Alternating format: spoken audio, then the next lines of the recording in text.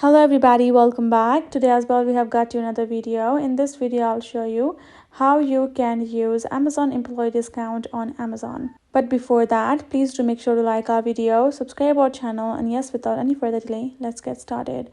So what you're going to be doing is opening up your Amazon and browsing to a product that you would like to buy.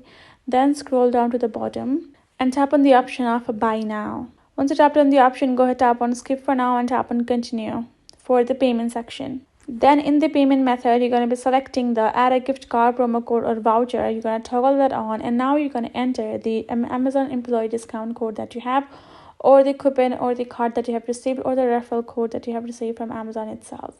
Go ahead, add in the code over there, tap on continue and review your order including the address, and tap on confirm, and that's how your employee discount will be deducted from your Amazon order likewise over there. That's it. That's how easy it is to do so. Select your product, go to buy now, go to payment method, make sure you select the gift card and promo code, toggle it on, and enter the code and tap on continue. You're done. That is it. Hope this video helped. Thank you so much for watching. I will see you guys in our next video.